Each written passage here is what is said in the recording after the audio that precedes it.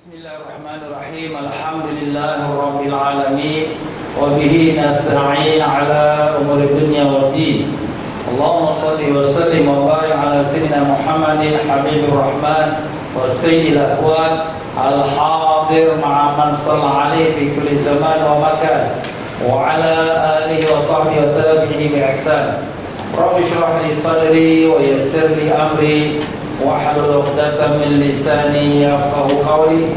Subhanaka la 'ilma lana illa ma 'allamtana innaka antal 'alimul hakim. Wa la hawla wa la quwwata illa billahil 'aliyyil 'azim. Muslimin dan muslimat rahimakumullah. Assalamu alaikum warahmatullahi wabarakatuh. Alhamdulillah, syukur kita kehadrat Allah SWT dengan limpah kurnia taufik dan hidayahnya telah diperkenankan kita berada dalam rumah Allah. Yang lupa kita berniat i'tikaf, nawaitu sunnatal i'tikaf fi hadzal masjid lillahi ta'ala. Sahaja aku berniat i'tikaf dalam masjid ini kerana Allah. Ya, para jemaah yang dimuliakan Allah, alhamdulillah menyambut kembali kita di dalam pelajaran kitab kita yang bernama Fathur Rabbani wal Faidur Rahmani, Kurnia Rabbani Limpahan Rahmani, yang disusun oleh Al-Imam Al-Qutbul Ghaus, yaitu Sidi Syekh Abdul Qadir Jilani Qaddasallahu Sirrahul Aziz. Kita telah sampai di muka surat yang ke-37. Ya, dalam pelajaran kita yang lepas, kita telah membicarakan bagaimana seseorang itu dalam menjalani hidup ini adalah perjalanan yang mendekatkan diri kepada Allah, yang memerlukan akan sifat sabar dalam segenap keadaan. Kerana sifat sabar ini merupakan sifat orang-orang yang mendekatkan diri kepada Allah. Innallaha ma'as sabirin. Sesungguhnya Allah beserta dengan orang yang sabar. Dan sabar ini tidak akan dapat melainkan daripada hati yang ada takwa kepada Allah, dan orang yang hati yang ada tawakal kepada Allah SWT. Kerana apabila hati dia ada takwa kepada Allah, dia melihat segala sesuatu yang berlaku itu adalah datangnya daripada Allah Subhanahu Wa Taala, maka dia menerima dengan keadaan tersebut dan menyerah dirinya kepada Allah. Itulah dia tawakal. Ya, muslimin dan muslimat rahimakumullah, pada malam ini kita menyambung di muka surat yang ke-37.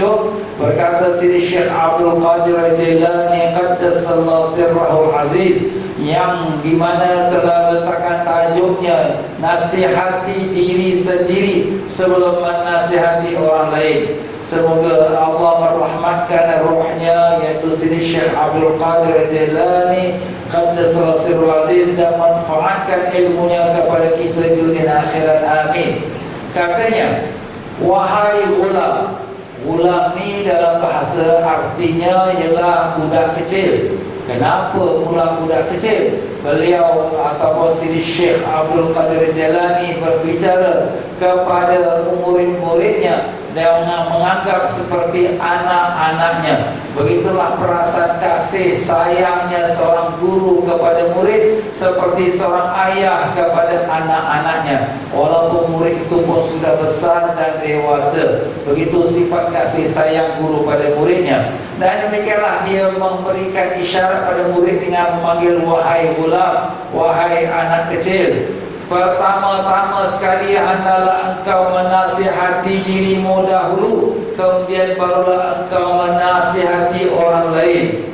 Selidikilah lubuk dirimu terlebih dahulu, dan jangan berani mengatakan sesuatu kepada orang lain sedang dalam dirimu masih ada yang perlu diperbaiki. Subhanallah, apa yang dikatakan oleh Sidi Syekh ini adalah benar. Kerana apa yang telah difirmankan oleh Allah Ta'ala, a'udzubillahi minasyaitonir rajim, lima taquluna ma la taf'alun.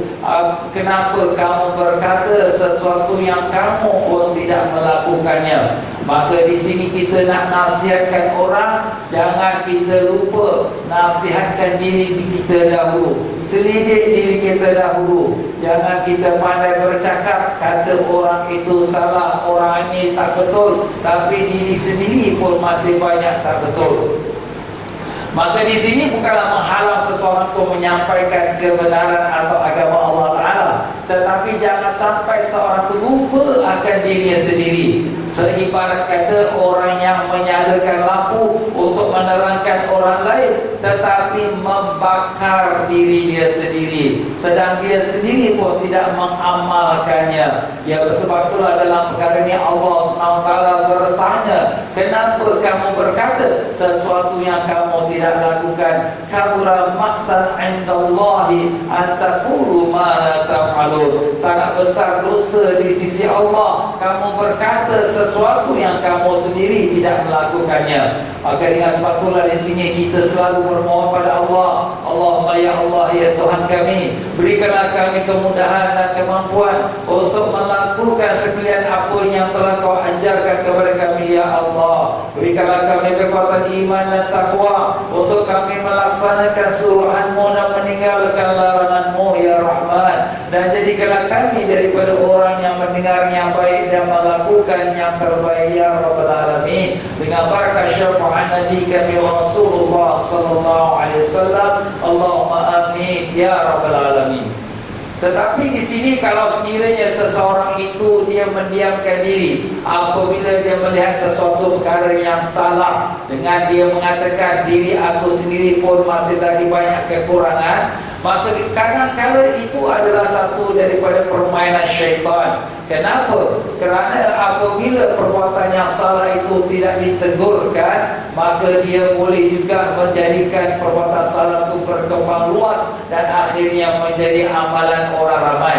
Sebab itulah Rasulullah SAW dalam sebuah hadis telah bersabda, man ra'a minkum munkaran falyughayyirhu biyadi. Sesiapa yang antara kamu melihat sesuatu kemungkaran, hendaklah dia ubahkan dengan tangannya kalau dia ada kuasa atas perkara itu. Fa in lam yastati fa bilisani. Kalau dia tak mampu dengan kuasanya, maka dengan lidahnya, maknanya dengan menasihatkan orang yang melakukan kesalahan itu. Wa in fa in lam yastati fa biqalbi. Maka kalau dia tak mampu juga, maka dengan hatinya, maknanya hatinya ingkar, benci kepada perbuatan yang dilakukan yang salah itu. Inna dzalika min adhafil iman.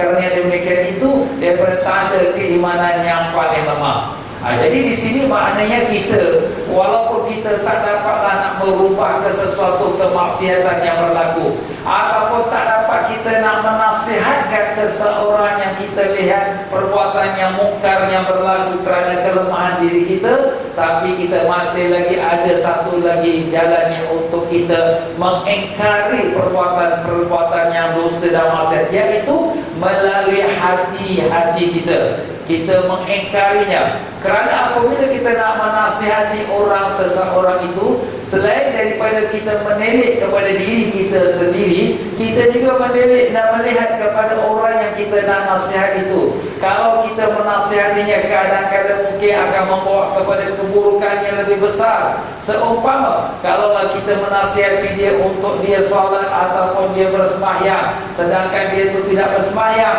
tetapi apabila kita nasihati demikian, maka kadang-kadang dia akan terus meninggalkan kita dan kita tak dapat lagi nak mendampinginya untuk memberikan dia nasihat-nasihat yang lebih banyak lagi, ataupun mungkin akan menjadi permusuhan dengan kita. Maka dengan sini tidaklah pula kita biarkan sahaja, tapi kita mengingkari perbuatannya dan kita bermohon kepada Allah Subhanahu Wa Taala supaya memberi hidayat kepada saudara-saudara kita yang dalam kemungkaran itu. Jadi bila kita lihat orang yang maaf kata tidak bertudung, orang yang melakukan perkara yang tak baik, yang haram, maka jangan kita cemoh mereka, tetapi sebaliknya kita mendoakan mereka, semoga Allah memberikan mereka taufik dan hidayah. Itulah dia jalan, antara jalan dakwah yang kita disuruh oleh Nabi kita Rasulullah sallallahu alaihi wasallam. Nah, tetapi di sini Sidi Syekh Abdul Qadir Jalani Qaddasallahu Sirruhu Aziz berkata, celaka engkau, bagaimana engkau hendak menyelamatkan orang lain sedangkan kau masih buta. Bagaimana si buta boleh memimpin orang yang celik? Orang yang memimpin manusia itu ialah orang yang celik, bukan orang yang buta. Orang yang boleh menyelamatkan manusia dari lautan yang dalam ialah orang yang terkenal pandai berenang. Samalah dengan orang yang boleh memimpin manusia kembali kepada Allah Azza wa Jalla ialah siapa yang sudah mengenal Allah. Adapun orang yang jahil tidak kenal Allah, bagaimana dia dapat menunjukkan jalan kepada Allah? Inilah dia kata-kata Sidi Syekh ni amat dalam dan cukup sekali jelas bahawa orang yang merasa cukup dengan diri dia, dia merasa diri dia cukup dengan apa yang ada pada diri dia, dan dia pun menegur orang dan juga menasihati orang, padahal dirinya banyak lagi kelemahan dan kekurangan. Maka dengan sebab itulah di sini jangan kita terpedaya dengan diri kita sendiri, sekerana pandai berbicara, pandai kita membawa cerita-cerita, dan akhirnya kita rasa cukup dengan apa yang ada pada diri kita, padahal kita masih lagi dalam keadaan kegelapan. Jadi Sidi Syekh membawa satu ibarat bagaimana orang yang buta nak memimpin orang yang celik. Jadi ibarat kata kita ni buta, mata hati kita masih buta, macam mana kita nak memimpin orang? Kita ni masih lagi dalam kegelapan, macam mana kita nak bawa orang keluar daripada kegelapan? Begitulah ibaratnya orang yang nak menyelamatkan orang lain, diri sendiri pun belum terselamat, macam mana dia nak menyelamatkan orang lain?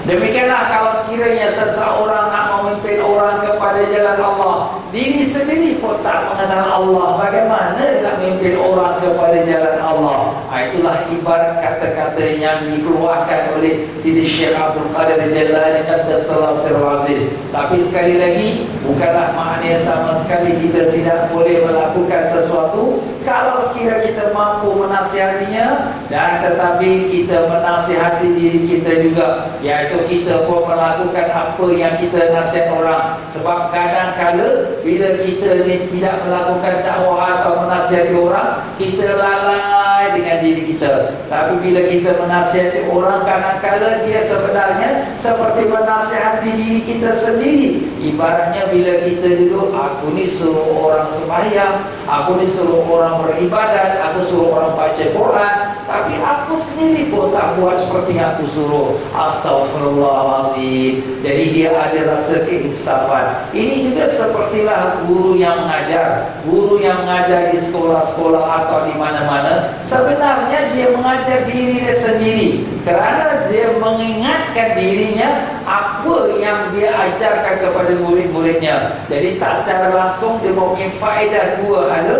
faedah kepada murid yang diajar dan faedah kepada diri guru itu yang mengajar. Jadi ada manfaatnya. Cuma jangan sampai kita merasa lega dan merasa cukup dengan apa yang kita dah sampaikan. Aku dah pandai dah, aku dah ajar orang dah, aku dah nasihatkan orang. Jadi seolah-olah kita sudah cukup. Dan inilah yang dimaksudkan oleh Sidi Syekh Abdul Qadir Jalani, iaitu orang yang tertipu dengan dirinya. Jangan sampai kita daripada golongan yang tersebut. Tidak boleh engkau berkata apa pun terhadap tindakan Allah Azza wa Jalla. Engkau harus mencintainya dan beramal apa pun ialah kerana dia, bukan kerana manusia. Begitu juga engkau harus takut kepadanya, bukan kepada yang lain. Jadi kata-kata ini merupakan sebagai satu teguran dan nasihat kepada Sidi Syekh kepada semua mereka, bahawa kita bila berhadapan dengan apa yang ditakdirkan Allah Ta'ala, jangan kita ingkar atau jangan kita merasa tak senang, kerana dialah Tuhan, dialah yang menentukan, dialah yang berhak dan berkuasa. Jadi kita menerima dengan penuh hati yang redha dan sabar. Dan begitulah kita harus mencintai kepada Allah. Dan semua ini hanya berlaku dengan hati, bukan dengan lidah. Ini juga berlaku di dalam khalwat, yakni di waktu engkau bersendirian, bukan di hadapan orang ramai. Jadi apa maksudkan kata Siti Syekh, bahawa kita ni maaf kata, bila kita ni nak menunjukkan ataupun nak bersifat dengan sifat redha, nak bersifat dengan sifat sabar, sifat cinta pada Allah, dia bukan di lidah, dia bukan pada zahir tubuh badan kita, tapi di hati kita tu. Itulah yang sebenarnya. Hati kita itulah yang redha pada Allah, hati kita itulah yang cinta pada Allah, yang sabar dengan cubaan Allah, yang menyerah diri, tawakal kepada Allah. Dan ini termasuk walaupun kita dalam keadaan sendirian kita, orang tak nampak, tak ada siapa yang tahu apa yang kita lakukan, tapi tetap hati kita dengan Allah Ta'ala. Jangan hanya depan orang saja kita seolah-olah kitalah wali, kitalah alim, kitalah warak, tetapi bila kita bersendirian, kita lalai daripada Allah, lupa daripada Allah. Jadi ini maknanya apa? Makna kita ni munafik, hanya berpura-pura sahaja di hadapan manusia. Jika tauhid di pintu rumah dan syirik pula di dalam rumah, maka itulah yang dikatakan munafik yang tulen. Di depan rumah maknanya di luar kita orang yang tauhid, terima, redha, aku redha dengan Allah.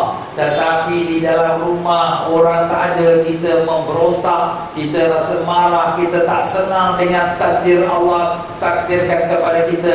Jadi ini namanya munafik. Tetapi itulah kelemahan kita. Kelemahan kenapa? Kita tak dapat nak merealisasikan, tak dapat nak menghidupkan hati rohani kita, maupun secara beramai atau sendirian. Bila kita beramai, kita duduk dalam masjid, duduk dalam halaqah zikir, kita rasa hati kita dengan Allah rapat sekali. Tapi bila kita bersendirian di rumah, tempat-tempat yang jauh daripada pandangan mata manusia, hati kita sudah lalai daripada mengingati Allah. Bahkan hati kita sudah mula berjinak dengan dosa dan maksiat. Inilah kelemahan diri kita. Sebab itulah ini adalah merupakan juga kurniaan Allah Ta'ala. Siapa yang dapat hatinya sama saja di luar dan di dalam, semasa beramai atau sendirian, itulah hatinya ikhlas yang benar di sisi Allah Ta'ala. Allahumma ya Allah, ya Tuhan kami, Kau bukakanlah mata hati kami supaya sentiasa hati kami memandang padamu ya Allah. Jadikanlah hati kami sentiasa kasih dan sayang cinta padamu, maupun kami beramai ataupun bersendirian. Ya Allah, lepaskanlah kami daripada belenggu nafsu dan syaitan. Lepaskanlah kami daripada belenggunya sifat-sifat munafik. Kami tak mau jadi hamba yang berpura-pura ya Allah. Kami tak mau menjadi manusia yang di hadapan manusia berlaku taat padamu, tetapi di belakang manusia kami menderhakaimu. Tapi kami lemah ya Allah, kami dhaif ya Rahman. Tolonglah kami, kasihanilah kami ya Allah. Pimpinlah kami untuk menjadi hamba yang taat padamu dengan keberkahan syafaat Nabi kami Rasulullah sallallahu alaihi wasallam. Allahumma amin ya rabbal alamin.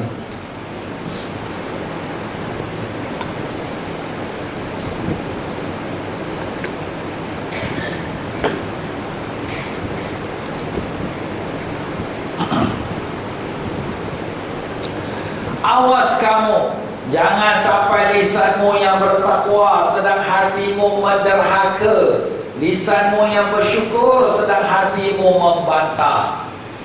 Depan zahir manusia, lidah kita alhamdulillah, syukur, tapi hati kita masih memberontak. Kenapalah Allah Ta'ala jadikan aku macam ini? Kenapa orang ini lebih pada aku? lidah kita depan manusia, la ilaha illallah, semua sudah dikehendaki Allah. Tetapi bila kita dalam hati kita, kenapalah aku pula yang susah, kenapa orang lain tak susah macam aku, kenapalah macam tu, kenapalah macam ni. Maknanya di sini kita ni hanya zahir saja. Jangan sampai jadi macam tu, kata sini Syekh menasihatkan kita, awas jangan sampai kamu menjadi orang yang tauhid di luar tapi dalamnya itu syirik, orang yang di luarnya syukur tapi di dalam itu membantah. Maksud di luar itu mana zahir kita, maksud di dalam itu ialah hati rohani kita. Kerana apa? Kerana innallaha la yanzuru ila suwarikum wa amwalikum walakinnallaha yanzuru ila qulubikum wa amalikum. Allah tidak melihat pada zahir kamu, rupa kamu dan harta kamu, tapi yang Allah lihat ialah hati kamu. Hati kamu, hati itulah tempat penyelekan Allah Subhanahu Wa Taala, tempat pemerhatian Allah Taala. Kita cakaplah lidah kita dengan apa pun zikrullah, tapi kalau hati kita tak sama seperti kat lidah kita, maka ingatlah kita hanya berpura-pura sahaja. Inilah yang dibimbangkan oleh orang-orang yang makrifat. Orang-orang makrifat, walaupun mereka sudah sampai darjat makrifat, tetapi mereka masih bimbang. Takut apa? Takut tertipu dengan diri sendiri. Tertipu kenapa? Wah, orang nak panggil aku alim, orang nak panggil aku wali, orang nak panggil aku ahli ibadat, orang panggil aku ahli sembahyang. Wah, aku sudah taat pada Allah, tapi padahal hati itu masih lalai jauh daripada Allah. Itulah manusia tertipu. Awas, jangan kamu jadi seperti demikian. Itulah pesanan sini Syekh. Dengan kemudiannya sini Syekh pula mengatakan, cuba lihat apa kata Allah SWT dalam hadis kursi. Hadis kursi ialah hadis yang disebutkan oleh Nabi kita SAW, yang difirmankan oleh Allah Ta'ala, tapi tidak ada dalam Quran. Itu nama hadis kursi. Hai anak Adam, kebaikanku turun kepadamu, padahal kejahatanmu naik kepadaku. Allah, malu kita kepada Allah Ta'ala. Kebaikan Allah, nikmat, makan, minum, kesenangan, kesihatan, segala hajat, semua yang Allah curahkan kepada kita. Tetapi apa yang kita balas pada Allah? Dosa yang kita balas pada Allah. Ustaz, mana kita ada buat dosa? Kita sembahyang tak tinggal, kita tak minum arak, kita tak berjudi. Ya, itu dosa zahir. Tapi dosa batin, dosa hati kita, dosa kita riak, megah, ujub, sumah, sombong, takbur, hasad, dengki. Allah, banyak lagi sifat-sifat mazmumah, iaitu dosa-dosa batin. Sebab tu jangan kita tertipu dengan amalan-amalan zahir kita. Bukan tentunya kita dapat ibadat taat pada zahir, kita sudah tentunya baik di sisi Allah Ta'ala. Tetapi kita setiap kali bermohon kepada Allah pengampunan dari Allah. Allahumma ya Allah, ya Tuhan kami, ampunilah akan sekalian kelemahan dan kekurangan dan kebodohan diri ini ya Allah. Kami mengaku kami hamba yang tak pernah bersyukur padamu dengan sebenar syukur. Kami mengaku kami hamba yang tak pernah sujud padamu dengan sebenar-benar sujud. Kami mengaku kami hamba yang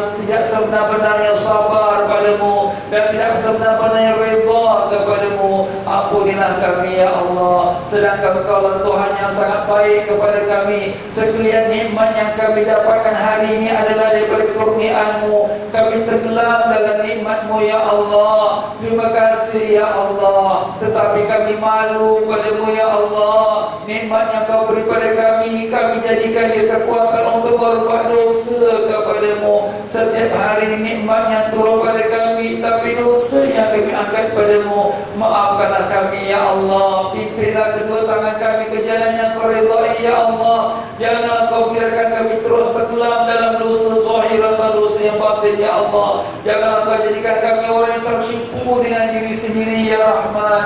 Bantulah kami, pimpinlah kami, kuatkanlah iman dan takwa kami. Bukakanlah pintu ma'rifat-Mu pada kami dengan keberkahan syafaat Nabi kami Rasulullah sallallahu alaihi wasallam. Allahumma amin ya rabbal alamin. Demikianlah pula Sidi Syekh mau menyambung lagi dengan tajuk pendeknya, jangan membohongi diri. Jangan kita membohongi diri. Kita bohong orang, tapi sebenarnya kita membohong diri kita sendiri. Yukhadi'una Allah walladzina amanu wa ma yakhda'una illa anfusahum wa hum la yash'urun. Yaitu orang munafik, mereka cuba nak menipu Allah dan menipu orang beriman, tapi sebenarnya tidak mereka menipu sesiapa melainkan diri mereka sendiri dan mereka tidak sedar. Itulah hakikat sebenarnya orang munafik. Mereka berpura-pura depan orang-orang beriman seperti orang Islam, sembahyang, pergi masjid, berjubah, berkopiah, alhamdulillah orang kata orang Islam, orang beriman, tapi sebenarnya mereka kosong daripada keimanan. Itulah sifat orang-orang yang membohongi diri mereka. Mereka ingat mereka dapat tipu Allah, tapi mereka sebenarnya tipu diri mereka sendiri. Inilah pesanan Sidi Syekh, jangan kamu membohongi diri. Celaka kau. Adakah patut engkau mengaku diri kau hamba kepada Tuhan, kemudian kau mentaati selain Allah? Kita mengaku diri kita hamba Allah, tapi yang kita taat pada nafsu, taat pada syaitan, taat pada dunia, taat pada manusia dalam melanggar perintah-perintah Allah. Jadi macam mana kamu ni kata kamu ni hamba Allah, tapi kamu membohongi diri kamu sendiri, kamu mentaati selain daripada Allah. Jika kau benar-benar hamba Allah, tentulah engkau akan memusuhi siapa saja kerana Allah dan mematuhi siapa saja kerana Allah. Jadi kalau kita betul-betul hamba Allah, kita akan taat kepada Allah, taat kepada siapa yang Allah perintahkan untuk kita taat kerana Allah. Kita taat pada ibu ayah kerana Allah, kerana itu perintah Allah. Kita taat pada guru dan orang yang lebih tua pada kita, pada alim-alim ulama, kerana itu perintah Allah. Dan kita tidak mentaati orang yang dimurkai oleh Allah kerana siapa? Kerana Allah. Orang yang menyuruh kita buat dosa dan buat maksiat, kita tidak akan mentaati. Kenapa? Kerana Allah Ta'ala memerintahkan kita jangan berbuat maksiat. Itulah dia muslim-muslimat rahimahumullah. Kalau benar kita ini hamba Allah, maka jadikanlah seluruh urusan hidup dunia kita kerana Allah. Itulah baru benar-benar kita hamba Allah. Seorang mukmin yang yakin tidak akan sekaligus mentaati dirinya dan syaitannya dan hawa nafsunya. Dia belum kenal syaitan, kenapa dia sanggup mentaatinya? Jadi kalau orang itu benar-benar orang mukmin, dia tidak akan taat pada nafsunya, pada syaitannya. Dia tidak akan taat. Kenapa? Sebab dia sendiri pun tak mengenal syaitan. Kita tak mengenal syaitan, kita taat kepada dia, sudah tentulah kita akan dijerumuskan oleh syaitan ke dalam dosa kita, derhaka kita kepada Allah. Dia tidak peduli dari mana datangnya dunia. Sebab apabila dia itu mentaati syaitan, maka hasilnya dia tak peduli dari halal atau haram. Yang penting dapat duit, yang penting dapat untung. Inilah yang berlaku apabila orang itu mentaati syaitan. Dia tidak peduli dari mana datangnya dunia, bagaimana dia hendak membelakanginya, malah menghinakannya dan meminta akhirat. Maka dia tak peduli apa saja yang dia dapat, tapi dia tertipu. Kononnya dia pun minta akhirat. Dia nakkan akhirat, tetapi dalam masa sama dia tak memperdulikan apa yang dia dapat daripada hasil dunia, halal atau haram. Sebab itulah kata Nabi SAW, iaitu orang yang bijak al-qayyis madana nafsahu wa amila lima ba'dal maut. Orang yang bijak ialah orang yang merendahkan nafsunya, melawan nafsunya dan beramal untuk setelah mati. Tetapi wal ahmaq, orang yang bodoh, ialah orang manittaba hawahu wa tamanna 'ala Allah tamanniyan, yaitu yang mengikutkan hawa nafsunya dan kemudian berangan-angan dengan angan-angannya. Dia ikut hawa nafsu, dia buat dosa, buat maksiat, ikut apa saja nak, tapi angan-angan nanti ke akhirat aku diletakkan syurga, angan-angan nanti aku lepas daripada neraka. Itulah dia sifat orang yang tertipu dengan dirinya. Tetapi jika dia sudah memperoleh akhirat, nescaya dia akan meninggalkan dunia dan terus berhubung dengan Tuhan Azza wa Jalla. Tapi kalau betul-betul dia itu taat pada Allah, yang di mana Allah bukakan pintu jalan untuk menuju pada Allah, hati dia akan terus melekat dengan Allah Ta'ala. Hasbi Rabbi Jallallah, ma fi qalbi ghairullah, Nur Muhammad Sallallahu la ilaha illallah. Artinya hasbi Rabbi Jallallah, memadailah aku dengan Allah Ta'ala. Ma fi qalbi ghairullah, tak ada dalam hatiku melainkan hanya Allah. Hati dia hanya pada Allah Ta'ala saja. Dan tak ada lagi lah dengan kecintaan dunia, dengan tipu daya dunia, tak ada lagi lah. Hati dia asyik dan rindu pada Allah. Nur Muhammad beserta dengan nur Nabi sallallahu alaihi wasallam. La Nur Muhammad sallallahu la ilaha illallah. Itulah di antara kelazatan orang-orang yang sudah dibukakan pintunya menuju pada Allah, hati dia melekat dengan Allah Subhanahu wa taala. Ketika itu dia akan ikhlaskan ibadatnya kepada Allah di semua waktunya, dan dia akan menyemak firman Allah. Jadi apabila orang yang sudah dibukakan pintu ma'rifatnya kepada hatinya, maka situlah baru datang keikhlasan. Sebenarnya sebagaimana kata ulama-ulama tasawuf, keikhlasan itu merupakan anugerah Allah SWT kepada orang yang telah dibukakan pintu ma'rifatnya. Kenapa? Sebab selagi dia belum terbuka pintu ma'rifatnya, dia masih berkecamuk dengan riya, megah, sombong, bercampur-campur amal dia. Tak ada bersihnya. Walaupun dia berusaha semacam mana usaha pun, tapi masih lagi dia dalam keadaan yang berlumpur dengan kotor-kotoran daripada riya, ujub dan sebagainya. Sehinggalah dia melepasi daripada nafsu ammarah, lawamah, mulhamah, masuk pada nafsu mutmainnah. Barulah darjat itu dia sudah mula terbuka pintu ma'rifat. Barulah di situ terlimpahnya kepadanya kurniaan Allah daripada sifat khusyuk dan sifat redha, sifat sabar dan sifat ikhlas kepada Allah Subhanahu wa taala. Tetapi di sini bukan berarti kita mustahil untuk mendapatkannya. Allah Ustaz, susah, mana kita nak dapatkannya? Ini adalah satu kata-kata syaitan yang membisikkan dalam hati kita. Ingat bahawa kurniaan Allah SWT boleh berlaku pada siapa saja yang dikehendaki oleh Allah SWT. Pokok pangkalnya kita menjalankan syariat. Oh Ustaz, kalau macam tu kita tak gunalah sembahyang, kita ibadat pun bercampur-campur dengan riya, ujub. Tidak, kita jalankan syariat. Syariat perintah Allah kita jalankan. Habis bercampur-campur kita ibadat dengan riya, ujub, tak apa, kita mohon pengampunan daripada Allah Ta'ala. Terus beribadat dan terus memohon ampun kepada Allah. Bila kita sembahyang, bila kita ibadat, bila kita berzikir, syaitan pun kata, wah kau ni, orang tengok kau ahli zikir, kau ahli ibadat, wah riak lah kau, megah lah kau. Jawapannya memang aku riak, memang aku megah. Kenapa? Sebab itulah sifat kejahilan aku, itulah sifat kejahatan diriku. Kita jangan bergaduh dengan syaitan. Kalau kita nak gaduh, kita nak tepis, kita nak lawan dia, habis kita ibadat kita, lari fikiran kita pada Allah, pergi kepada gaduh dengan syaitan. Habis kita nak buat apa? Tumpukan hati kita pada Allah SWT. Tetapi dalam masa yang sama, selepas daripada amalan-amalan itu, kita menandatangan Allahumma ya Allah, ampunilah kami ya Rahman, ampunkanlah segala kesilapan kami dalam semua amal ibadat kami ya Allah. Kami tahu amal ibadat kami tak ada nilai dan harga di hadapan-Mu ya Rahim. Kami tahu amal ibadat kami semua yang bercampur dengan riya, ujub, semua. Kami tahu amal ibadat kami hak pun tak ada ya Allah. Tapi dengan rahmat dan belas kasihan-Mu kami mohon ya Allah, kurniakanlah kami keikhlasan dalam amal ibadat pada-Mu. Kurniakanlah kami sifat ridha dan sifat taqwa, sifat syukur dan sifat sabar, sebagaimana yang Kau kurniakan kepada kekasih-kekasih-Mu dengan keberkahan syafaat Nabi kami Rasulullah sallallahu alaihi wasallam. Allahumma amin ya rabbal alamin.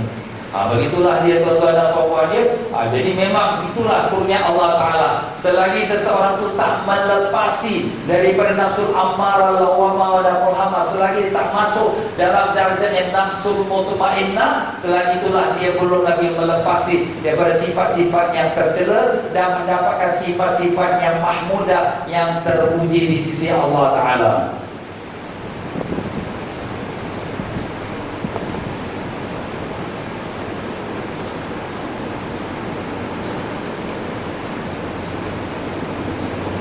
Dan dia akan menyemak firman Allah Ta'ala yang berbunyi, A'udzubillahi minasyaitonirrajim, wa ma umiru illa liya'budullaha mukhlishina lahud-din hunafa. Dan tiadalah mereka disuruh kecuali menyembah Allah dalam keadaan berikhlaskan agama kepadanya dan meluruskan dirinya. Mengikhlaskan agama maknanya sekalian urusan ibadat agama adalah ikhlas kerana Allah. Mereka tu makna kita orang beriman tidak disuruh oleh Allah beribadat melainkan ikhlas kepada Allah. Jadi di sini kadang-kadang timbul soalan, apa guna kita ibadat kalau tak ikhlas? Jawapan kita laksanakan yang termampu, yang lebihnya kita mohon pengampunan daripada Allah SWT. Adalah tertipu dan terpedaya orang-orang yang mengatakan tak guna kau semayang, tak guna kau ibadat kalau hati tak ikhlas, kalau hati kau tak baik. Habis kau ni dah baik sangat ke hati?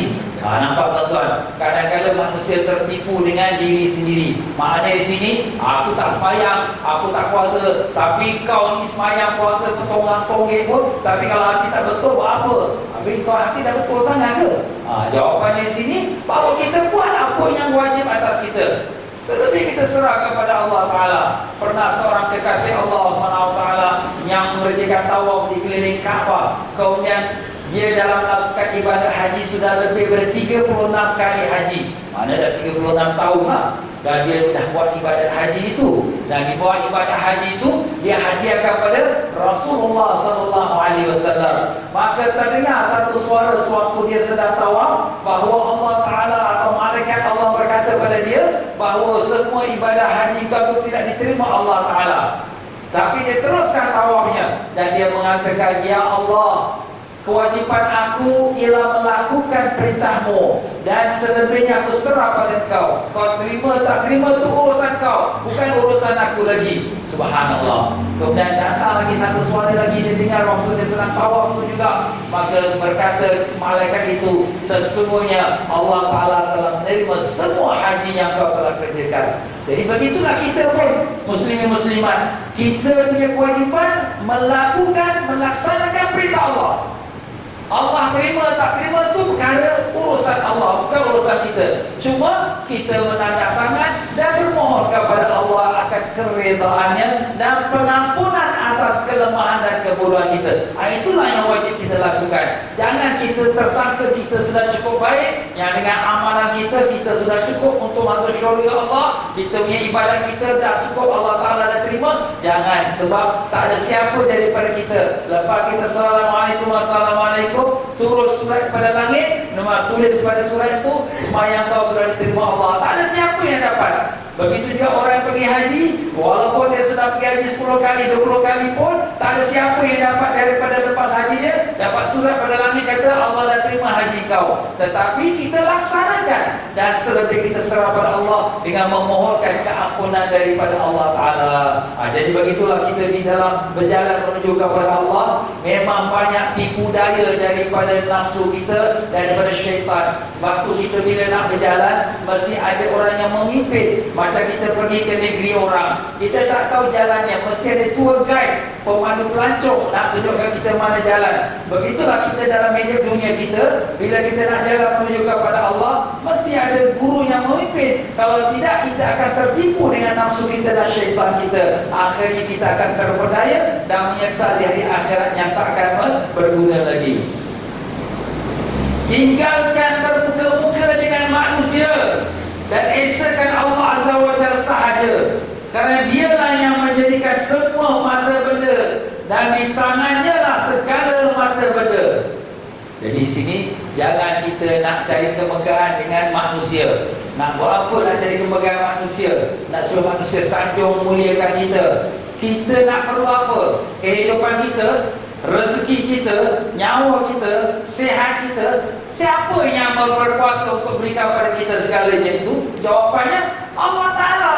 Kalau sekiranya segalanya itu ada di tangan Allah Ta'ala, kenapa pula kepada manusia kalau kita nak besar-besarkan mereka? Tapi bukanlah maknanya kita menghina, mengutuk manusia. Tapi jangan sampai kita tertipu dengan kita membelakangkan perintah Allah kerana kita nak membesar-besarkan manusia dan bermuka-muka dengan mereka. Awas, ini sifat munafik namanya. Berpura-pura depan manusia, tapi dalam masa yang sama kita telah meninggalkan perintah Allah Subhanahu wa taala.